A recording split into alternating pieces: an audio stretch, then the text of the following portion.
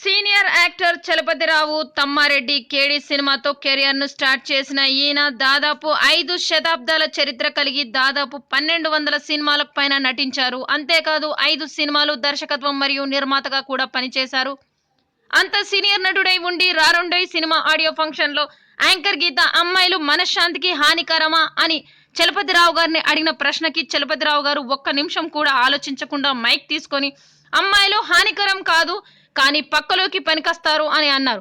ఆ మాటకు రవి హహహా అని నవ్వి సూపర్ ఆన్సర్ సార్ అని అన్నాడు. ఈ మాట సినీ చరిత్రలోనే పెద్ద దుమారం లేపాయి. తెలుగు ఫిల్మ్ ఇండస్ట్రీ అంతా కూడా చలపతిరావు గారు చేసిన వ్యాఖ్యల్ని ఖండించడం జరిగింది. ఒక సోషల్ వర్కర్ దయాల కల్పన కుమారి సాసర్ నగర్ పోలీస్ స్టేషన్ లో కంప్లైంట్ చేయడం జరిగింది. ఐపీసీ సెక్షన్ 509 ప్రకారం పోలీస్ స్టేషన్ లో కంప్లైంట్ ఫైల్ అవ్వడం జరిగింది. జూబ్లీ హిల్స్ పోలీస్ స్టేషన్ లో కూడా కొంతమంది మహిళలు కంప్లైంట్ చేయడం జరిగింది.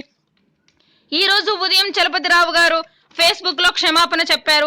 నేను ఉమెన్ ని రెస్పెక్ట్ చేస్తానని, 40 సంవత్సరాల క్రితం నా భార్య చనిపోయినా నేను పెళ్లి చేసుకోలేదని, నా పిల్లలతోనే బతికాను అని చెప్పుకొచ్చారు. ఇలా చెప్పుకొచ్చిన మిమ్మల్ని ఒక మాట అడుగుతున్నాము. అయ్యా చలపతిరావు గారు, 2014 ఏబిఎన్ ఆంధ్రజ్యోతి ఆర్కే గారు ఇచ్చిన ఇంటర్వ్యూలో ఆర్కే గారు మీ భార్య ఎలా చనిపోయారని అడిగిన ప్రశ్నకు మీరు ఫైర్ యాక్సిడెంట్లో చనిపోయింది మా ఆవిడ, ఎలా చనిపోయిందో తెలియదు, మేమంతా ఇంట్లోనే ఉన్నాము, 3వ రోజు చనిపోయిందని సింపుల్గా అన్నారు. మీకు ఇంతటి నోటి దూల ఎందుకండి? మీరు సభ్య సమాజంలో ఉన్నారు కదా, మీకు తెలియదా ఒక లైవ్ ఆడియో ఫంక్షన్లో ఎంతమంది లైవ్ చూస్తారో సోషల్ మీడియా మరియు టీవీ ఛానల్స్ ప్రసారం అవుతుందని? అంటే మీకు ఆడవాళ్ళ పట్ల ఎంత చులకన భావం ఉందో ఈ మాటతో అర్థమవుతుంది. మా అసోసియేషన్ నాగార్జున, అమల, రకుల్ ప్రీత్ సింగ్, హేమ పెద్ద పెద్ద ప్రముఖులంతా ఈ మాటను ఖండించడం జరిగింది. ఆఖరికి చలపతిరావు గారి కొడుకు కూడా రవి ఈ మాటను ఖండించడం జరిగింది. చలపతిరావు గారు, ఇక నుంచి మీరు నోటి దూల తగ్గించుకుంటే మంచిదని మా అభిప్రాయం.